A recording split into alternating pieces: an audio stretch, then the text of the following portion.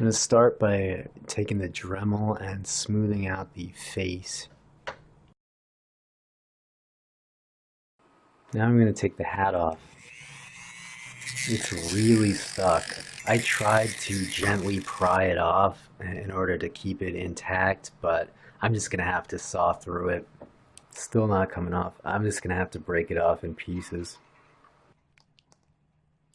Initially, I wanted the hat to be removable anyway. It's just that while it was curing, while I was fitting it for the head, I set it down and forgot about it for a little bit too long, and it perfectly fused to the head. Had to cut part of her head off.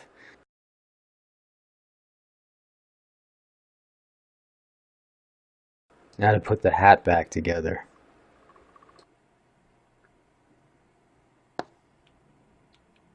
So this hat got pretty much totally destroyed in trying to take it off.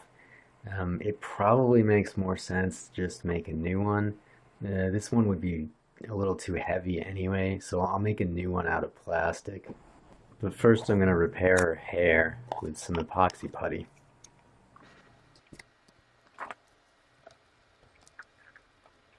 So just pile it up on her head and then cut into it with this sharp tool.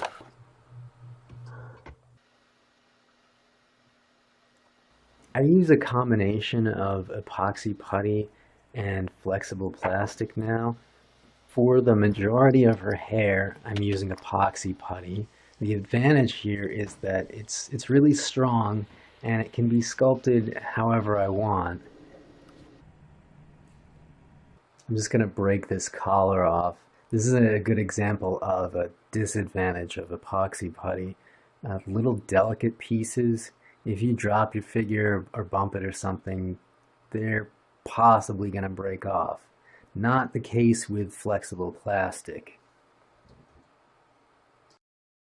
Perfectly fine on broader areas like the breasts here though. Now I'm going to use the old hat as a template for making the new plastic hat. I'm just applying a hot plastic directly to the old hat.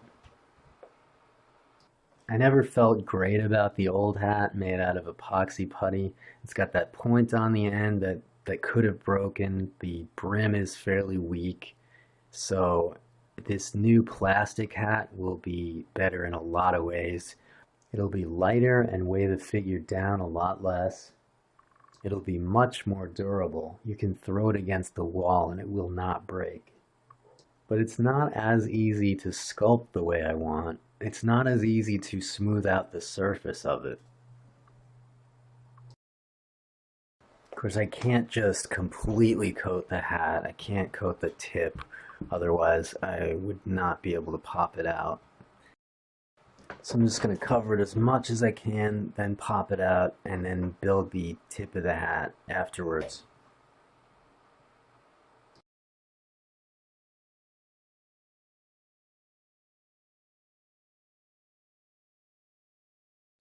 Alright, let's pop that out.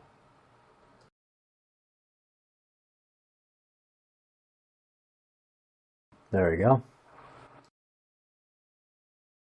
Now I just finish the tip. I'm building little cylinders and then I'm melting the ends of the hat and applying the cylinder and letting it cool. I'm just going to quickly smooth out the surface using a soldering iron. And I'm breaking off the bracelets that I had made out of epoxy putty. Going to replace them with some plastic ones. Now I'm redrawing the top of her dress using plastic.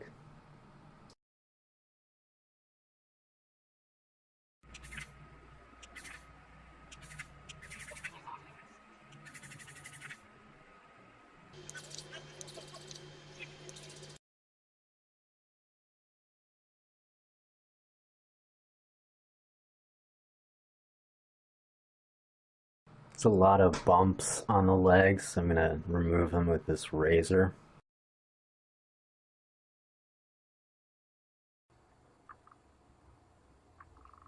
Drilling a hole in her head so that the flexible plastic will have something to grip.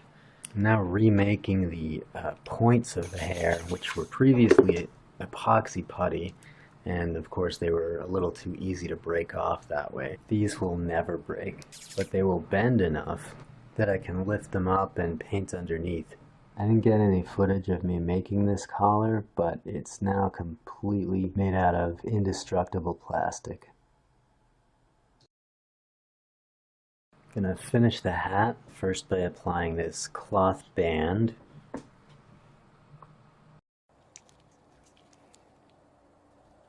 And now I'm drawing out the buckle with plastic. One thing the 3D print pen is really good at doing is flat things, like a belt buckle, hat buckle. Really easy to draw it out on a flat surface, let it cool, and then glue it on.